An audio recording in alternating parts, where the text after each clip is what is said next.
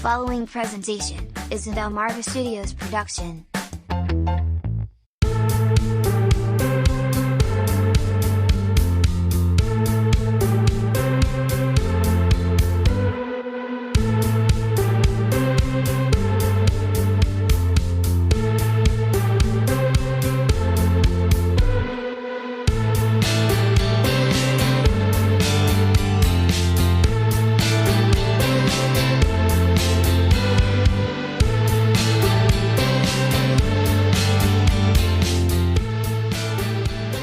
Welcome back, Truth Seekers, to another edition of the Flat Earth Files. Thanks again for joining us on this Tuesday, January 24th, 2023.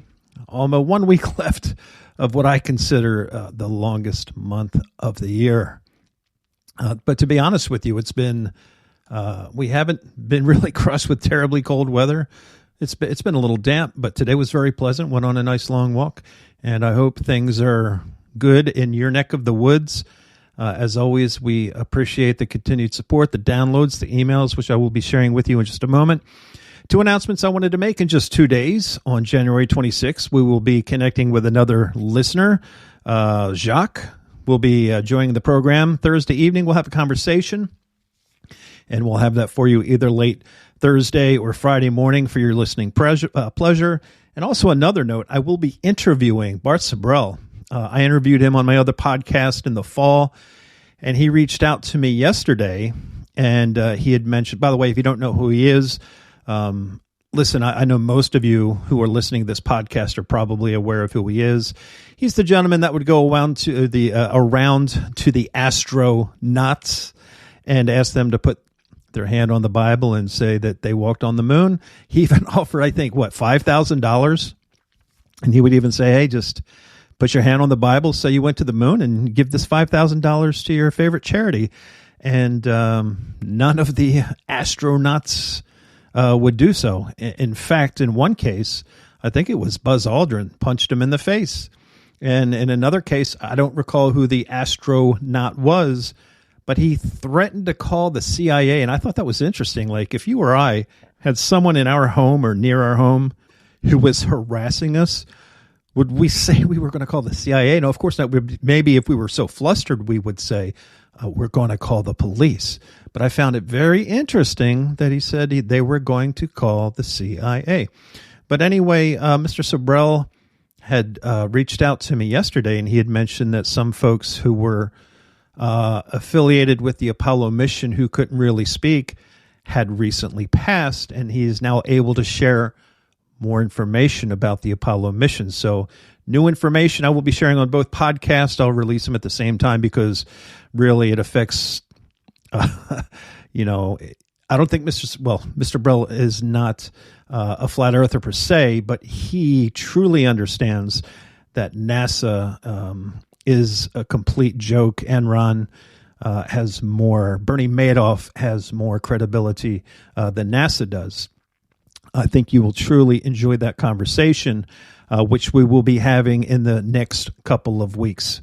He's got about an 18-hour time difference, so we're going to work that out. But again, in 2 days, we'll have a conversation with Jacques and then Bart Sibrel, and then we'll continue along tonight, of course, with the History of Flat Earth Part 3. But before we do so, we have some emails to answer.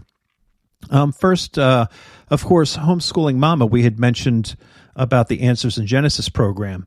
And what she was really trying to get to, which I think actually another emailer here is going to touch on, is that many, we homeschool, lots of us homeschool, okay? And it's really difficult to find a program that really resonates with the truthers. And maybe that's something, if you're smart on the tech side and smart in general, there's a lot of, I'm telling you, homeschool. I'd read a stat a couple years ago, or within the last year maybe.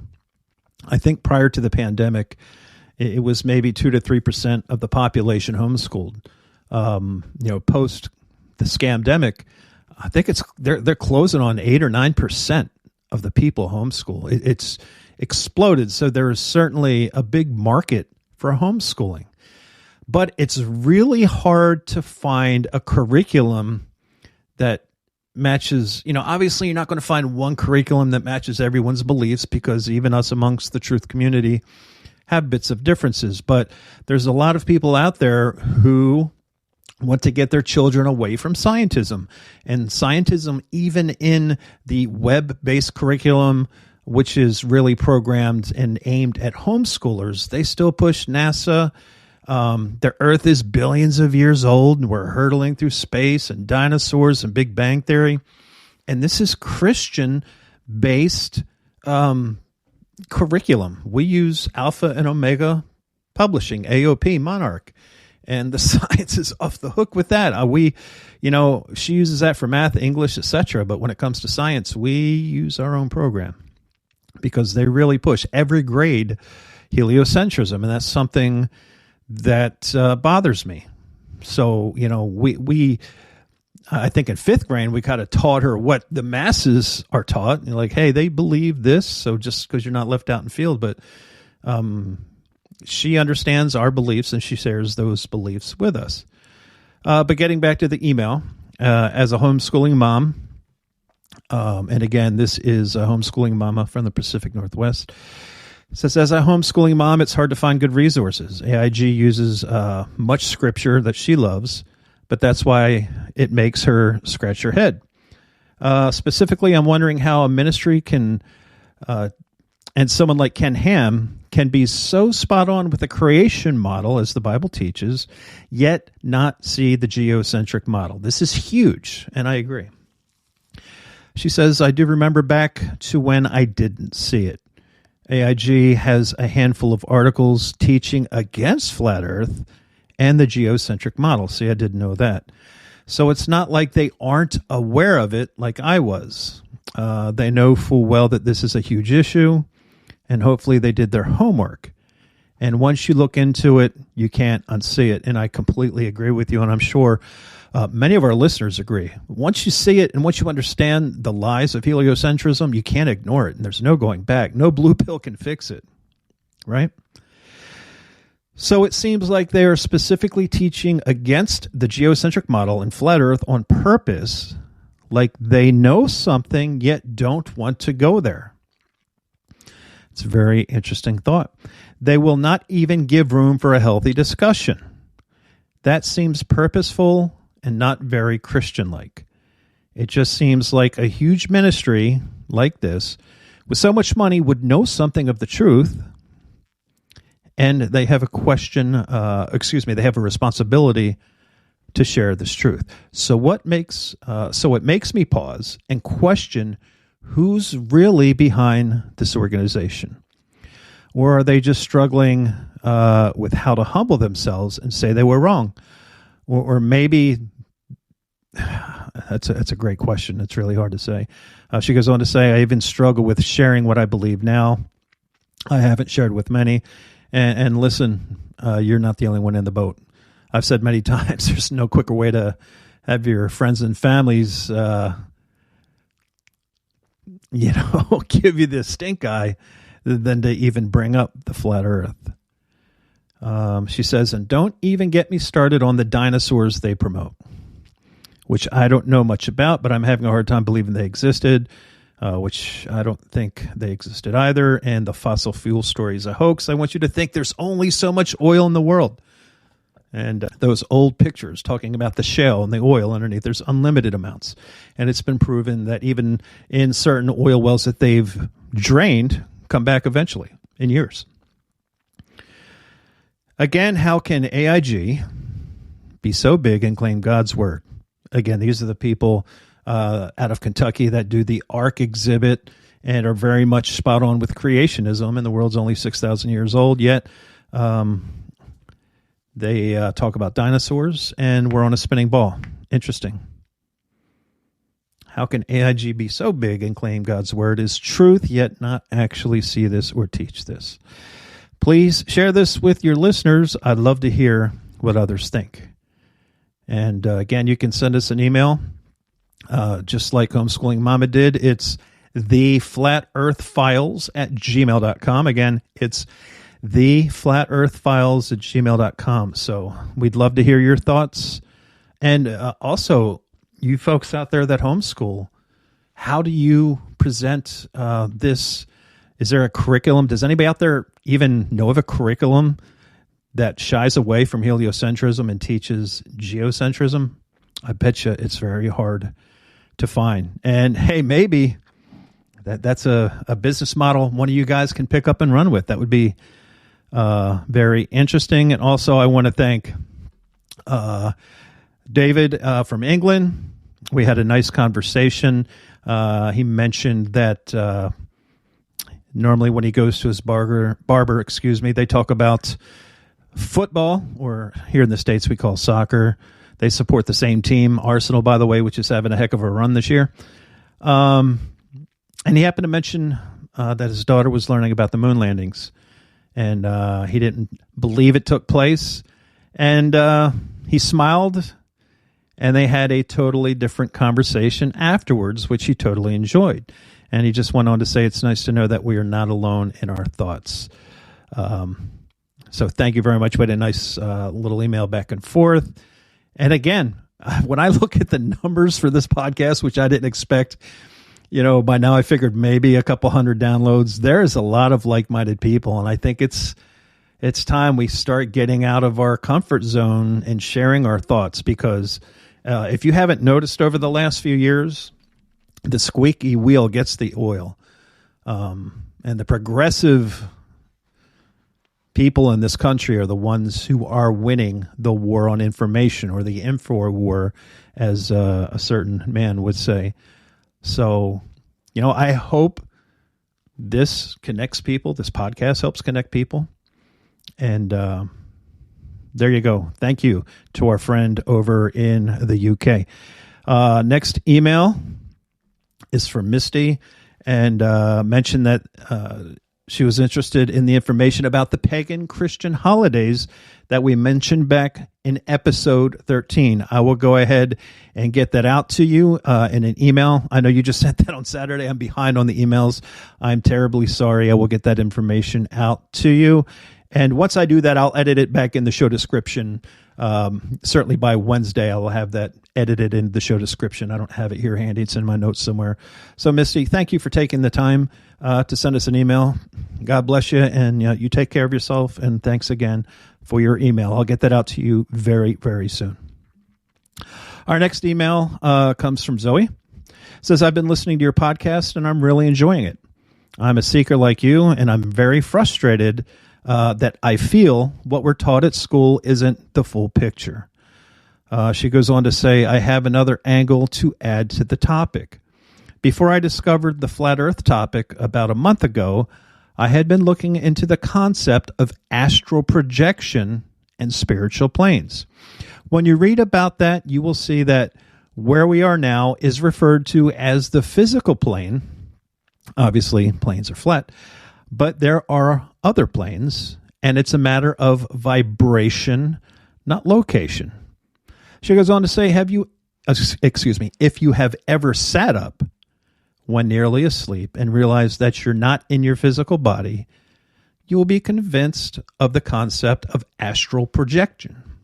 You are now in your astral body and set to navigate the astral plane, which has very different rules to the physical plane, but can feel just as real. From what I understand, ordinary dreams are kind of like a daydream on the astral plane, kind of half engaging with it. But the interesting point is that these spiritual books call these worlds planes. Some say there are 7, some say 11, depending on what you read. Physical, astral, mental, Buddhist, etc. She goes on to say it's like turning frequencies on a radio. Our perception is tuned into this physical plane, and we operate in our physical body. And our bodies do react, it's been proven, to certain frequencies.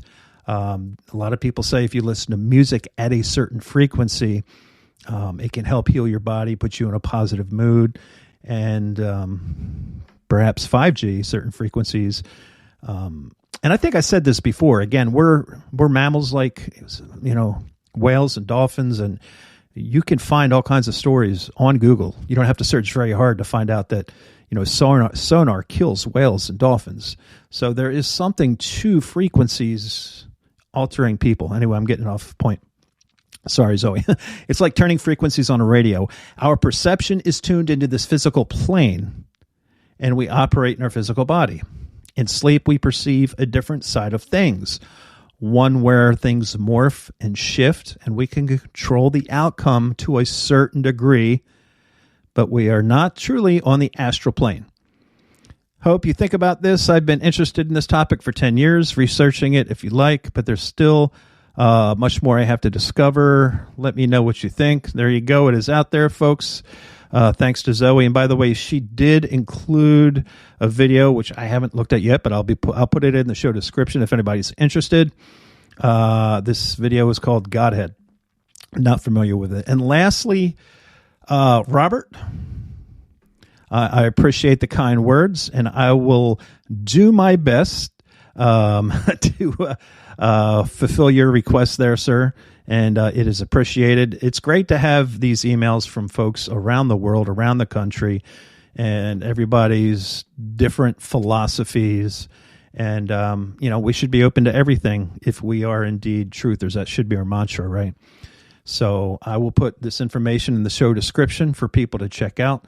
Of course, I always come from it from a religious aspect. I believe, in creationism as depicted in the Bible. So there you go. That's going to wrap up our emails for today, and they were all tremendous. And again, I'm a big fan of the conversation of trying to come up with a curriculum, like a truther curriculum. Obviously, you want to have your math, your English, but at the same time, when you get into history, when you get into science and scientism, those are very important subjects that, now when you sit back and think of all the things that you were programmed during your time in high school, what percentage of that was real science and what percent was scientism? Something to think about. So thanks again to all our emailers. Again, send us an email, theflatearthfiles@gmail.com, and that will be in the show description as well. We're going to continue our discussion, Eric Dubay's history of the flat earth. This is part 3, and we're going to be talking about Captain Ross and Captain Nares that went on to confirm Captain Cook's writings. If you remember, he said that the ice walls extended east and west far beyond the reach of our sight, while the southern half of the horizon was illuminated by rays of light, which were reflected from the ice to a considerable height. And again, if you do the math, his voyage should have only been about 12,000, 10 to 12,000 miles. His circumnavigation was between 50 and 60,000 miles. So obviously, Antarctica at the bottom of a ball, according to Captain Cook's math, doesn't add up. And then you talk about the later voyages, again, by Captain James Clark Ross and Captain George Nares. Later in the 19th century, further confirmed Cook's findings. Remember, Ross's expedition spent 4 years and 5 months in heavily armed warships, failing to find an entry point beyond the southern glacial wall. And Nares spent over 3 years circumnavigating Antarctica, taking an admittedly indirect course, but clocking in nearly 69,000 miles in total. So that's 2 cases where it's well over 50,000 miles. If Antarctica truly was this tiny ice continent, which is claimed by all the globe Earth proponents, all of these expeditions would have ended years sooner. In addition to this, many Antarctic explorers, including Captain James Ross and Lieutenant Charles Wilkes, using globe Earth projection maps, wrote in their journals, perplexed at how they routinely found themselves out of accordance with their charts, stating that they found themselves an average of 12 to 16 miles outside their reckoning every single day. Later, on further south, they would increase to much as 29 miles per day outside of their reckoning. Okay, these are not minute discrepancies. These are huge discrepancies experienced by explorers. The further south traveled are usually attributed to increasingly strong storms, winds, and currents. But if that were the case, they should have just as often found themselves ahead of their reckoning, which they never one time did. Let's talk about 1783. The hot air balloon was invented, and for the first time in recorded history, people were able to float miles above the Earth's surface and see for themselves, once and for all, whether or not the Earth was flat or was a ball. To many people's astonishment, as high as they rose, the horizon remained perfectly flat, 360 degrees around them, and rose to the level of their eyes all the way up. I don't know how many of you have ever been to the Colorado Springs area, but Manitou Springs, which, Northwest Colorado Springs, in that area, there's something called the Incline. The Manitou Mile, it's called. Stairway to Heaven, it's called. It's a very challenging hike. It's about 2,800 steps. You climb 2,000 feet in elevation. And when you get to the top, you're at about 8,600 feet. And, being in the military every now and then at Fort Carson, Colorado, a couple times a year, that was our PT. We'd meet out there in the morning, and that was our PT, our physical training. And when you get the top, when you get to the very top of the Manitou Mile, the Manitou Incline, and listen, you can go on the search engines and look for yourself. You don't see a ball. And it kind of upsets me because I didn't see it back then.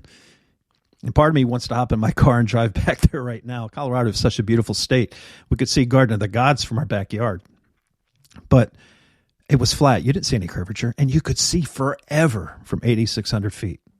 You could see forever.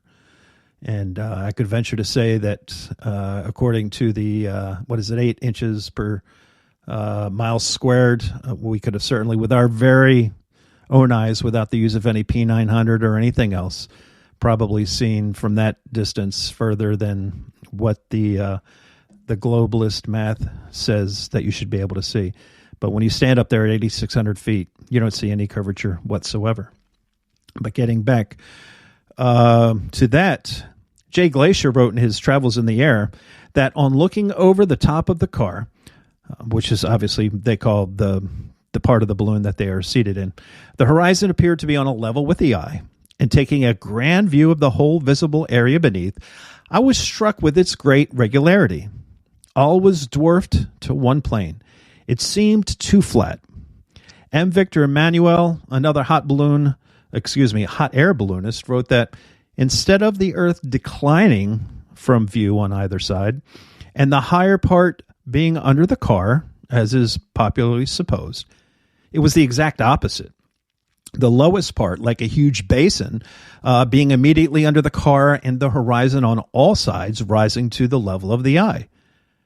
As stated previously, this is only possible on a flat plane. And it would be an entire century after Newton published his theories on gravitation and gravity before any scientific experiment was devised to attempt to prove its existence. 1797, Henry Cavendish, the British scientist, and, oh, by the way, Freemason, and wealthy grandson of the Duke of Devonshire, created an experiment which he claimed successfully proved the existence of gravity, measured its constant, and provided accurate figures for the exact masses of the Earth, the Sun, the Moon, and the planets. So, how did Cavendish achieve this quantum leap for heliocentric pseudoscience? Well, I'll tell you how. He fixed two large lead balls on opposite ends of a torsion balance and hung them from the roof of his shed. By watching and recording slight motions of the contraption via telescope through his shed window, so his mass would not affect the reading, Cavendish claimed to have proven gravity. Two small lead balls were hung near the large ones, and any motion observed towards one another was touted as being the influence of gravity. So now the Cavendish experiment has been widely criticized by the scientific community because never in over 2 centuries since its creation has anyone ever been able to replicate it.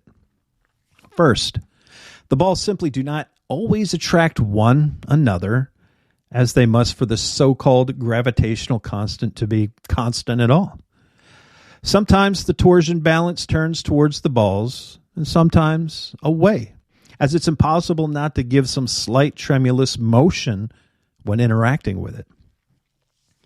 Henry even complained in his notes how often, as he was performing the measurement, the contraption was still in oscillation.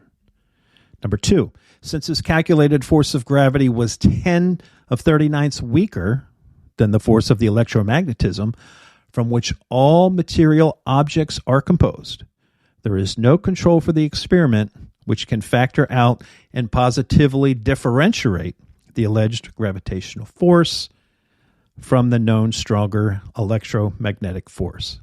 So in layman's terms, right, the balls could simply be attracting each other through something as simple as static electricity, a known force existing in all things, 1 billion times stronger than gravity, and impossible to control for the experiment. Even though no one could replicate Cavendish's findings, the experiment went down in history as a great success and is still taught as verifiable proof of universal gravitation in science textbooks today. Half a century later, in 1851, a French scientist named Leon Foucault performed a similar experiment to Cavendish, but this time hanging a single ball from the ceiling, swinging it, and claiming that all lateral motion observed to be proof that the earth was turning beneath the pendulum. Since Foucault's original demonstration, these pendulums have regularly been swinging at museums, at exhibition halls worldwide, purporting to provide everlasting, perpetual proof of the heliocentric spinning ball theory. The truth is, however, unbeknownst to the most of the duped public, that Foucault's pendulum is a failed experiment which proves nothing but how easy it is for pseudoscience to deceive the malleable masses. Now, to begin with, Foucault's pendulums do not swing uniformly, swing in any particular direction. Sometimes they rotate clockwise, sometimes they rotate counterclockwise, sometimes they fail to rotate at all, sometimes they rotate too much. But just like the Cavendish experiment, scientists who have attempted to replicate Foucault's findings have conceded time and time again that it was, quote, difficult to avoid giving the pendulum slight lateral bias at starting. So, in truth, the behavior of the pendulum actually depends on 1, the initial force beginning its swing, and number 2, the ball and socket joint used which most readily facilitates circular motion over any other. The supposed rotation of the earth is completely inconsequential and irrelevant to the pendulum swing. If the alleged constant rotation of the earth affected pendulums in any way, then there should be no need to manually start pendulums in motion. If the earth's diurnal rotation caused the 360-degree uniform diurnal rotation of pendulums, then there should not exist a stationary pendulum anywhere on Earth. Also in the mid-19th century, another Frenchman named Gaspard Gustave Coriolis, and most people who've studied heliocentrism know where this is going, performed several experiments showing the effect of kinetic energy on rotating systems, which have ever since become the mythologized as proof of his heliocentric theory. And of course, you all know the Coriolis effect, which is often said to cause sinks in toilet bowls in northern hemisphere to drain spinning in one direction, while in the southern hemisphere causing them to spin the opposite way, thus providing proof of the spinning ball Earth. Once again, like all the previous folks we've mentioned and all their flaws in their little theories, sinks and toilets in the northern and southern hemispheres do not consistently spin in any particular direction. There are sinks and toilets in the same household that often are found to spin in opposite directions. It depends entirely upon the shape of the basin, the angle of the water's entry, not the supposed rotation of the Earth. It's just absolute garbage. You know, people in the military say, well, the Coriolis effect is also, it affects the bullets' trajectories and the weather patterns. It causes most storms in the northern hemisphere to rotate counterclockwise and the southern hemisphere to rotate counterclockwise. And then, of course, the bullet theory from long-range guns to tend towards the right of the target in the northern hemisphere and to the left in the southern. Again, the same problems remain. Not every bullet and not every storm consistently displays the behavior and therefore cannot reasonably be used as proof of anything. And then you go to the late 19th century, and mostly thanks to the experiments, the books, and the lectures of an English inventor and author named Dr. Samuel Robotham, who this guy really kicked up a flat earth renaissance that began sweeping the world. Robotham's findings, beginning with his 1864 book, Earth, Not a Globe, an experimental inquiry into the true figure of the Earth, proving it a plane without axial or orbital motion and the only material world in the universe. It caused quite a stir in the scientific community, and thanks to 3 decades of his efforts, the shape of the Earth became a hot topic of debate around the 19th century. The turn, I should say, into the 20th. Dr. Robotham conducted several experiments using telescopes, spirit levels, theodolites, and special precision instruments that were used for measuring angles in horizontal or vertical planes. By positioning them at equal heights, aimed at each other successfully, he proved over and over the Earth to be perfectly flat for miles without a single inch of curvature, thus disproving the globe theory. In his most famous series of experiments, Robotham traveled to Cambridge, England, where there is a 20-mile canal called the Old Bedford, which passes in a straight line through the fenlands, known as the Bedford Level. Okay, the water has no interruption from locks or water gates of any kind and remains stationary, making it perfectly suitable for determining whether any amount of convexity or curvature actually exists. If we are living on a ball Earth, every pond, every lake, marsh, canal, and other large body of standing water, each part would have to compromise a slight arc, right, or semicircle curving downwards from the central summit. Okay?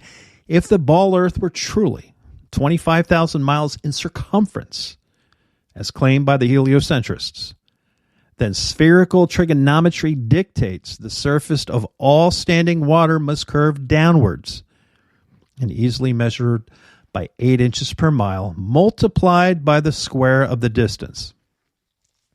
This means along a 6-mile channel of standing water, the Earth would have to curve 16 feet and 8 inches downwards from one end to the other and dip 6 feet on either end from the central peak, depending where the measurement is taking from. Now, Robotham tested first by standing in the water, holding a telescope 8 inches above the surface, while his partner rowed away from him in a single boat with a 5-foot tall flag attached. All right, so listen closely. If the Earth was indeed a globe, 25,000 miles in circumference, by the time the boat reached Welney Bridge, 6 miles away, the entire boat, the entire flag, should have been completely invisible, hidden behind a 6-foot tall mass, curved water. In reality, every single time he tested it, the entire boat and the entire flag remained visible from start to finish. Even in a second experiment, Dr. Robotham placed 7 flags along the edge of the water, each 1 mile distant from the next, with their tops positioned 5 feet above the surface, and stood with his telescope behind the first. If the Earth was a globe, 25,000 miles in circumference, again, each successive flag would have to decline a definite and determined amount below the last. You can't argue it. Okay? The first and second flags establish the line of sight. Then the third should fall 8 inches below. The second, which should be, the third one would be 8 inches below. The fourth, 32 inches. The fifth, 6 feet. On and on. Even the seventh flag should be clear 16 feet, 8 inches below the line of sight. Okay? And even if the Earth was a globe of 100,000 miles, an amount of easily measurable curvature should and would still be evident in this experiment. But here's the reality, folks. There is not a single inch of curvature that was detected, and all of the flags lined up perfectly as consistent with a flat plane. In 1870, one of Robotham's supporters, who was an English scientist of the Royal Academy named John Hampton, offered a public wager of 500 pounds, and this is 1870, that's a lot of money, 500 pounds to anyone who thought they could prove the Earth spherical by repeating the Bedford level experiment. Alfred Russel Wallace, a fellow English scientist, an ardent evolutionist, and oh, by the way, personal friend of Charles Darwin, accepted Hampton's wager, and the two met with referees to decide the matter at the Bedford level. Now, the original plan was to repeat Robotham's flag experiment, but after hours of attempting to align them on each mile marker, upon looking through the telescope, they could not even judge which was which, let alone decide whether the line of sight along them was flat or curved. So there was a heated debate, an angry quarrel followed, and the experiment descended into a farce. They called it a day, but a week later, they reconvened. This time, Wallace set new parameters for this experiment, which had never been tested or approved by Robotham or Hampton. So what happened was Wallace hung a large calico sheet from the old Bedford Bridge with a thick black line painted across its center and positioned his telescope 6 miles south at Welney Bridge at the same elevation.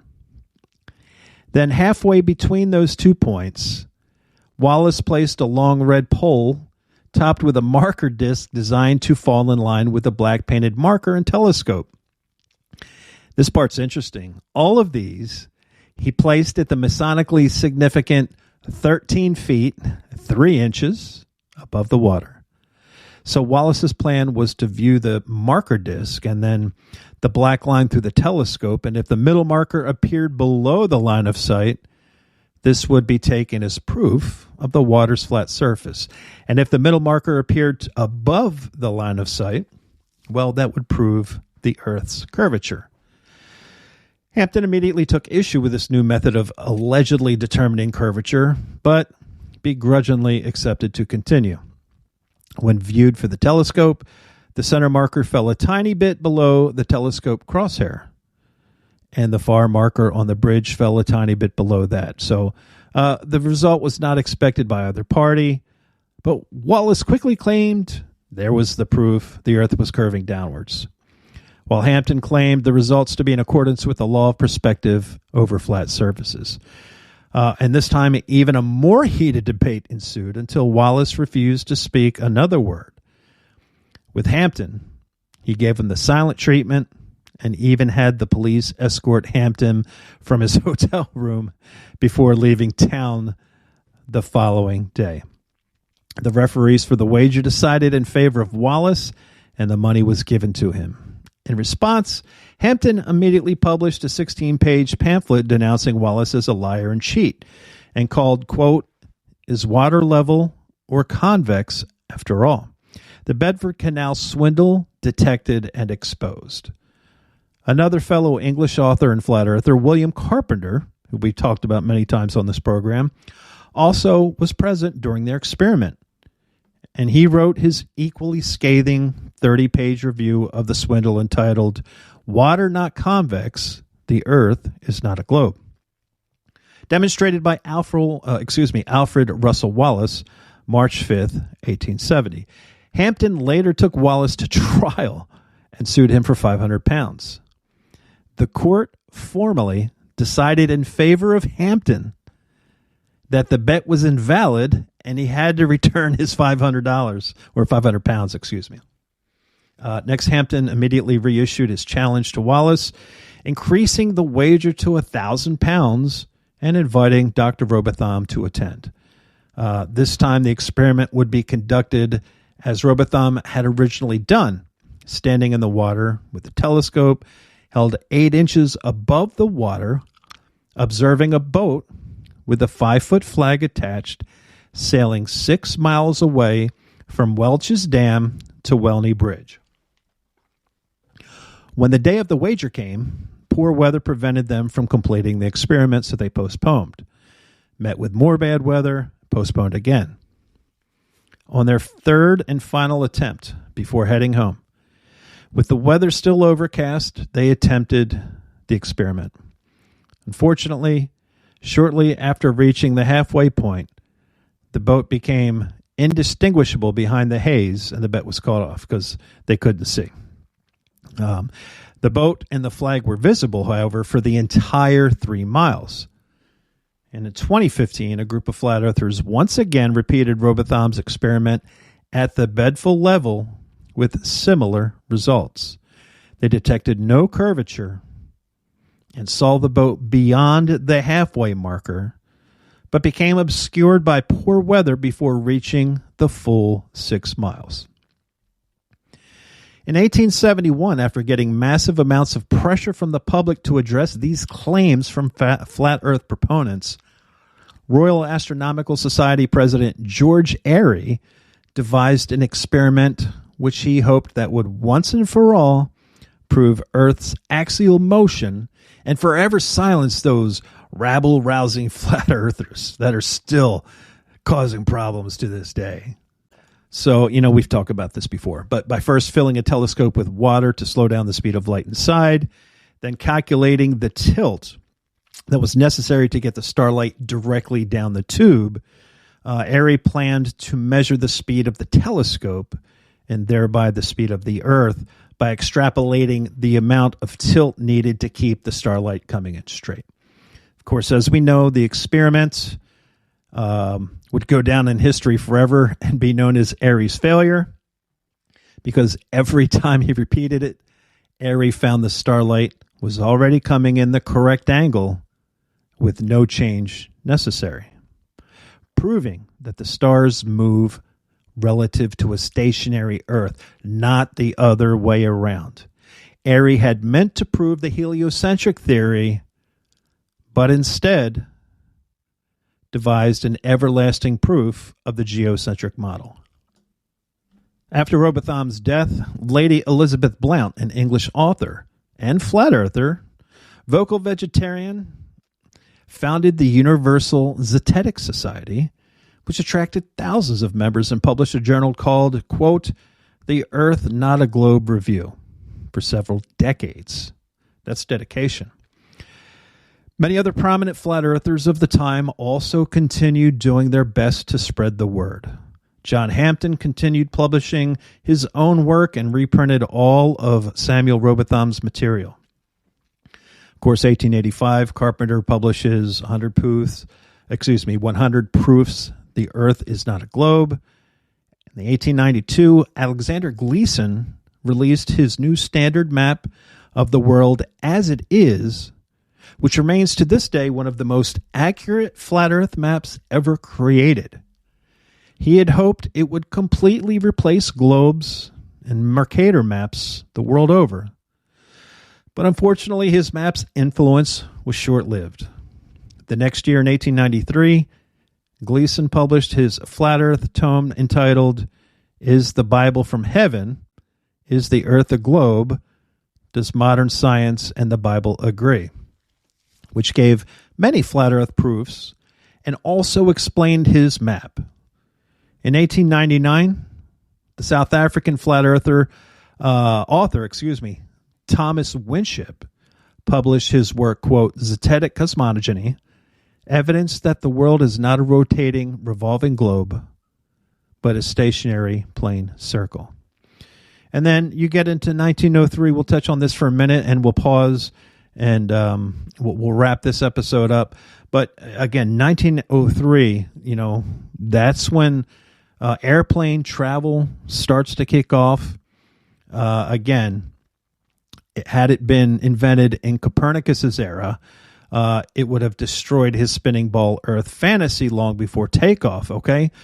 So when hot air balloons were first invented, people were told the reason they cannot float in the air and wait for the spinning ball Earth to bring them to their destination was because gravity somehow stuck the entire atmosphere and everything in it in place, dragging it along at 1,000 miles per hour so uniformly that we can't see it, you can't feel it, can't hear it, or measure it in any way.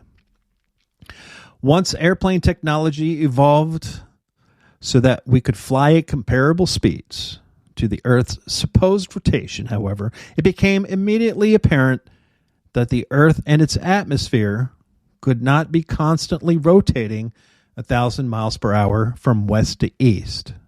Simply put, if the Earth were constantly spinning eastwards 1,000 miles per hour, then an airplane flight durations going eastwards versus westward would be significantly different.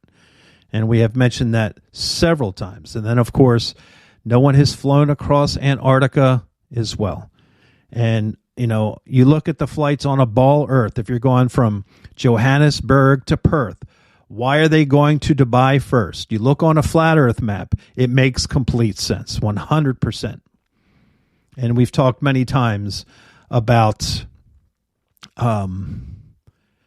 16 emergency landings that prove flat Earth. But seriously, look on a ball Earth map from Johannesburg, South Africa to Perth, Australia. Why do they always stop in Dubai first instead of going straight across to Perth? Then you look at the flat Earth map, and it makes complete sense, 100%.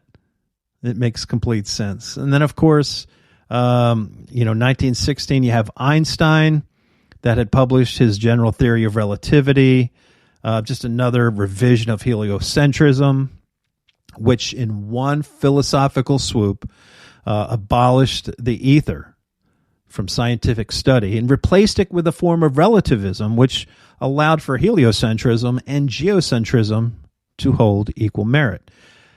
Because if there was no absolute etheric medium within which all things exist, then hypothetically, one could postulate complete relativism with regard to the movement of two objects, such as, say, the Earth and the Sun.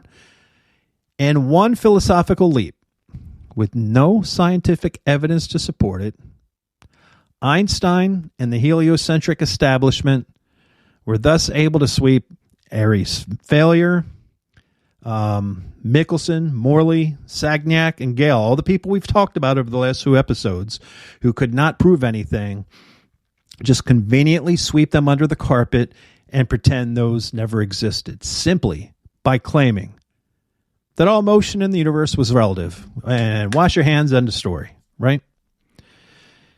And by the late 1920s, Einstein and his theories had been pushed so vehemently that the heliocentric theory began making a big comeback.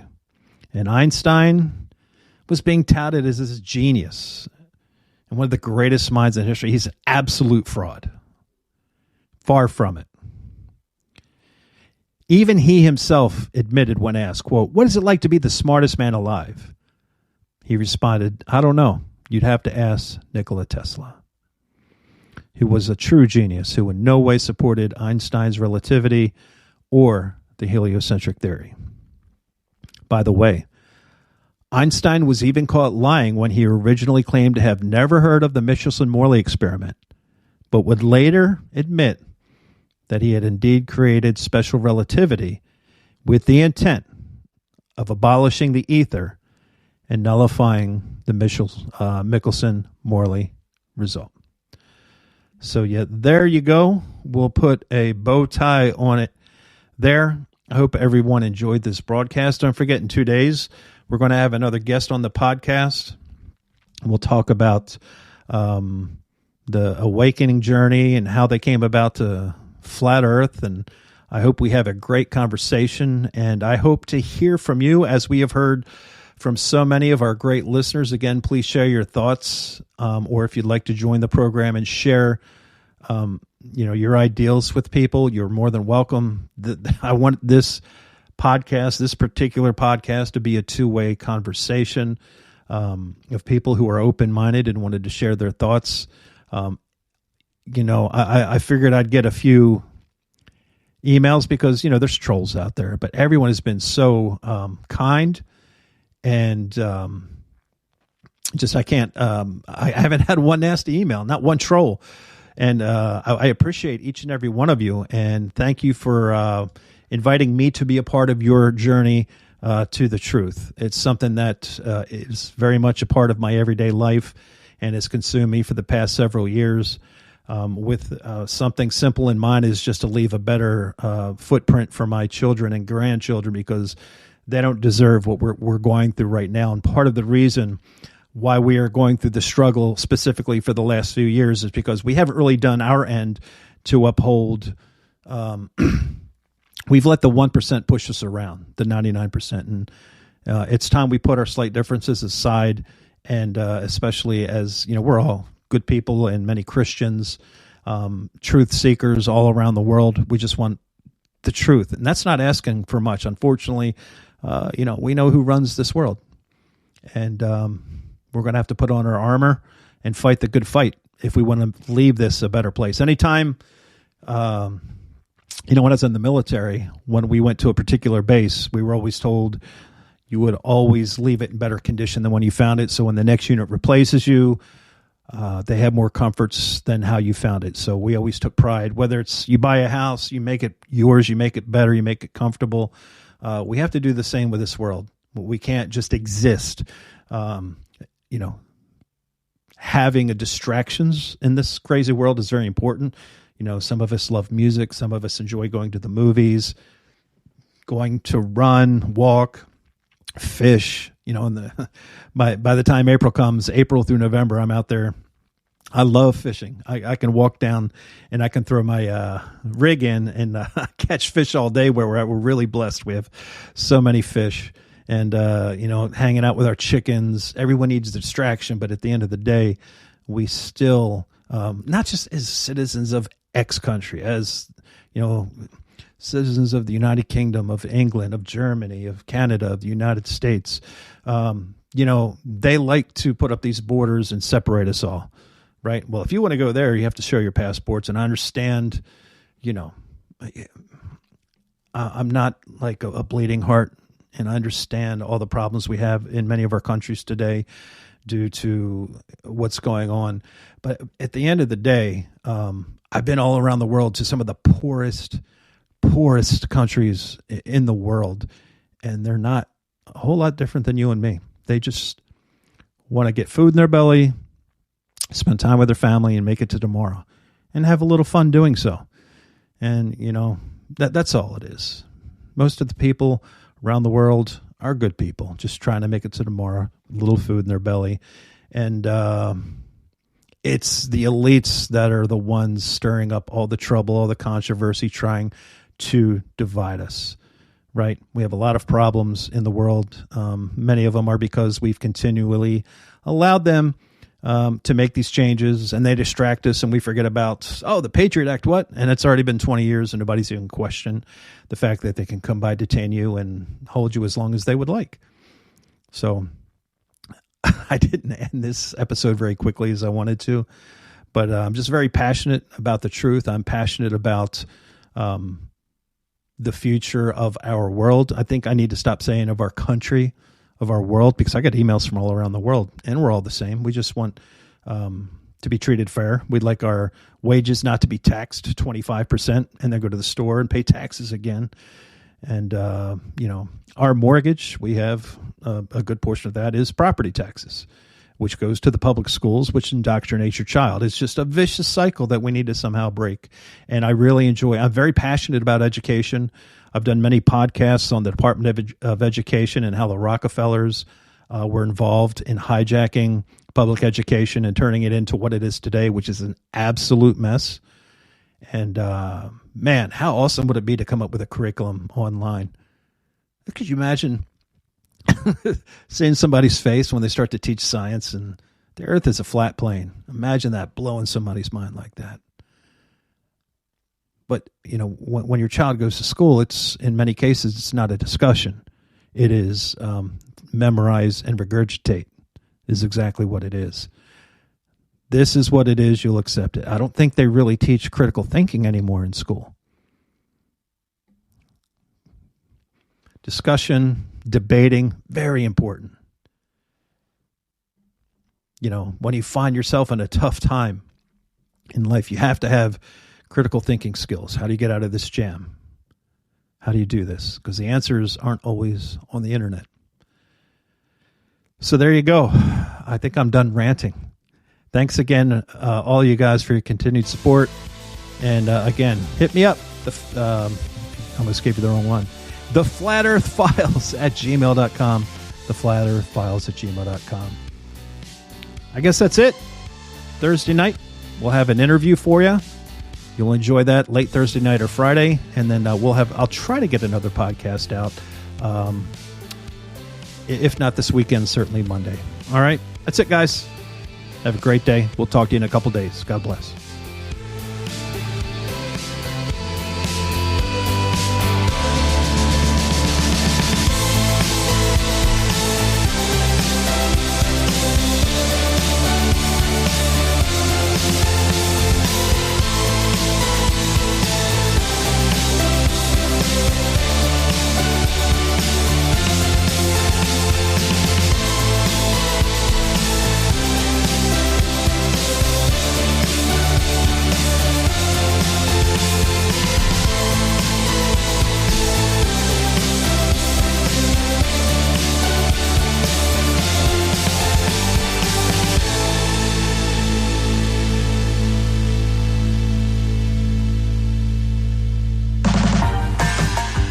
You're listening to the Fact Hunter Radio Network.